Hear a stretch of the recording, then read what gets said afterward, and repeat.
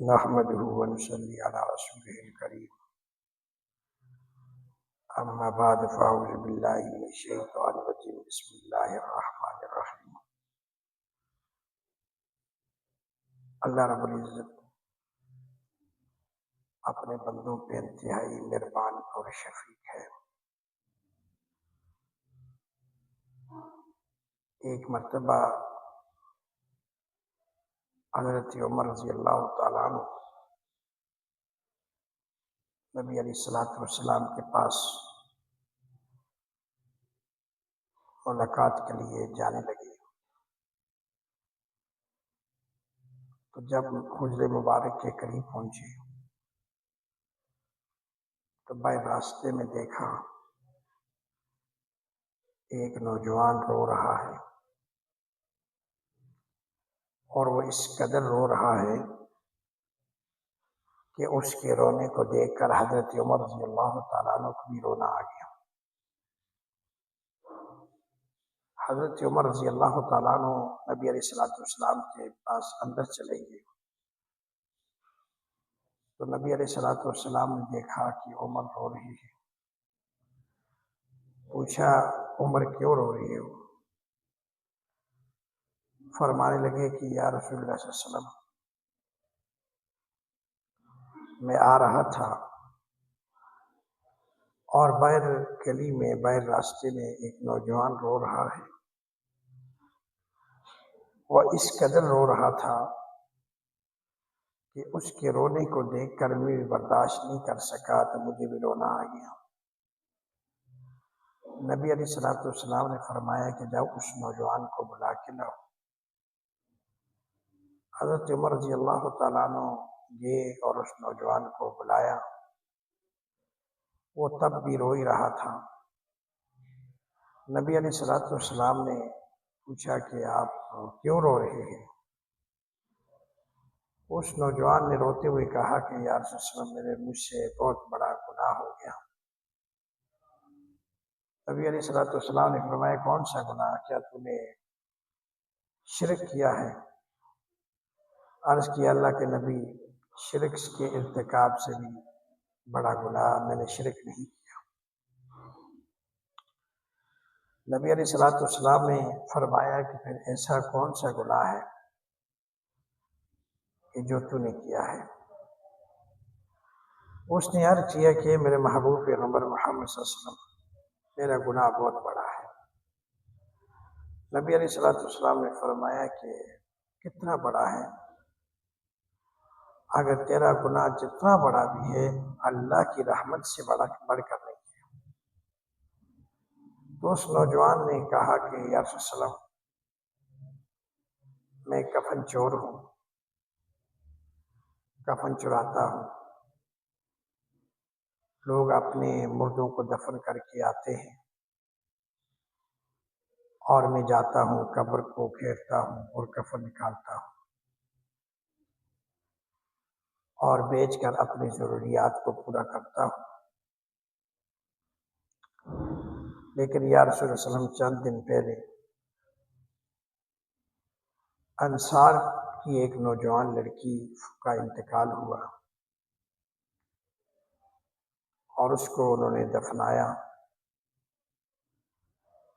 میں رات کے پیر گیا، میں نے اس کی قبر کھودی، کفن نکالنے کی غرض سے قبر کے اندر گیا. میں نے اس کا کفن نکالا. وہ انصار کی نوجوان کوارا لڑکی تھی. تو مجھ پر شیطان غالب آیا تو میں نے اس کے ساتھ برائی کر دی. میری شہوت غالب آئی اور میں نے یہ کام کر دیا. میں پلٹا، میں نے اس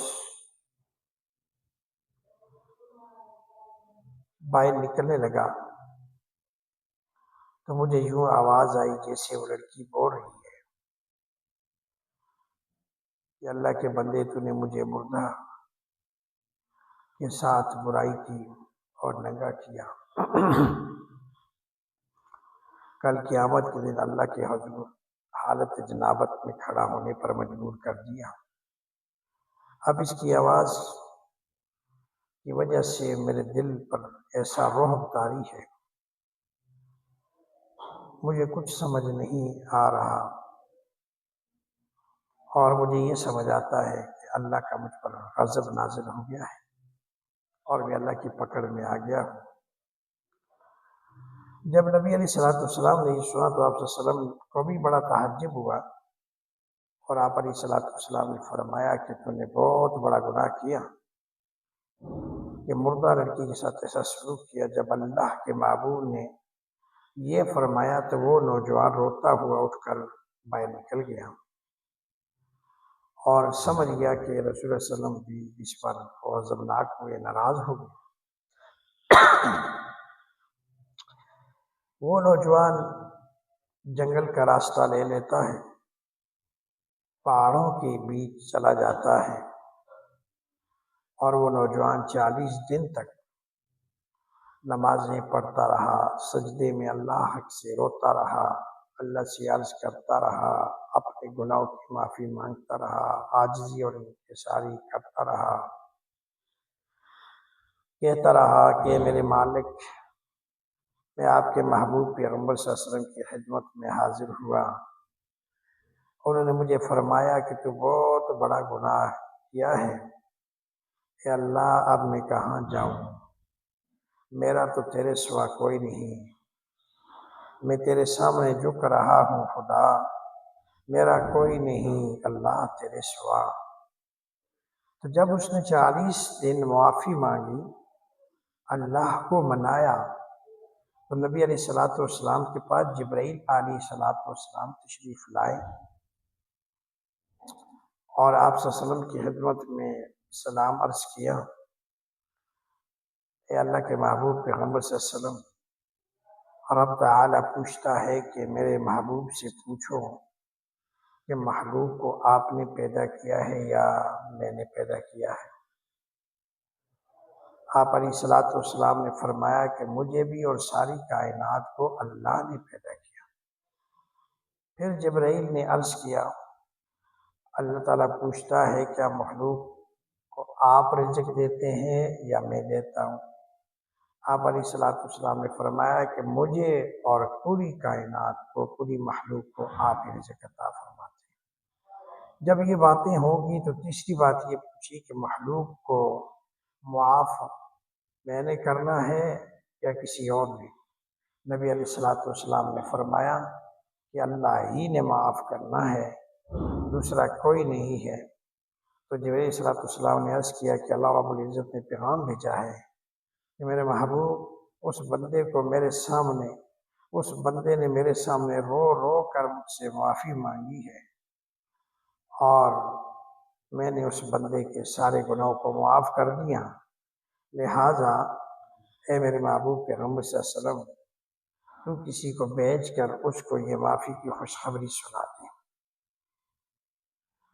دیکھیے اللہ رب العزت کتنا محبوب ہے، کتنا پیارا ہے، ایک معاف کر دیا، اور دوسرا محبوب پیغمبر صلی اللہ علیہ وسلم کو حکم ہوا کہ آپ کسی کو کے ذریعے سے معافی کی خوشخبری، سرٹیفکیٹ یعنی کہ اس کو دے دیں، اس لیے کہ اس نے اس درد دل سے اللہ سے معافی مانگی، اور اللہ رب العزت اتنا ہی رحمت کے ساتھ اس کی رحمت اس کے سامنے آئی، اور میں نے اس کی توبہ قبول کر لی۔ محبوب پیغمبر صلی اللہ تعالیٰ علیہ وسلم صحابہ سے پوچھا اس نوجوان کے بارے میں، تو صحابی نے فرمایا کہ اچھا ہم چلتے ہیں۔ تو دو صحابہ گئے، ایک روایت میں آتا ہے کہ حضرت علی رضی اللہ تعالیٰ عنہ ایک اور صحابی ہیں، تو جاتے جنگل میں تلاش کرتے رہے، آخر ایک بکریوں کا چرواہ ملا، تو اس سے پوچھا کہ ادھر کوئی آپ نے کوئی اور تو نہیں دیکھا جنگل میں؟ تو اس نے کہا کہ وہ سامنے پہاڑی پر رات کے وقت کوئی باہر نکل آتا ہے اور روتا ہے، چلاتا ہے، اللہ کے سامنے فریادیں کرتے اور دن کو غائب ہو جاتا ہے، اور میں اپنی بکریوں کے بارے میں ہوں، میں اس کے پاس نہیں گیا، وہ میرے پاس نہیں آیا، تو لہٰذا بس آواز آتی ہے ادھر سے، تو وہ اس پہاڑی کے قریب پہنچ گئے، شام ہوئی تو وہی بات ہوئی کہ وہ وہاں سے نکلا اور اس طرح معافی مانگتا ہوا، روتا ہوا، چلاتا ہوا، اور ان صحابہ نے فرمایا کہ نبی صلی اللہ علیہ وسلم کی زبانی آپ مبارک ہو کہ اللہ نے آپ کی توبہ قبول کر لی ہے۔ اس لیے میرے بزرگوں، میرے بھائیوں، اس واقعے سنانے کا مقصد یہ ہے کہ ہم جس اللہ کو مانتے ہیں جو ہمارا خالق اور مالک ہے، وہ بہت ہی بڑا شفیق اور بہت بڑا مہربان ہے۔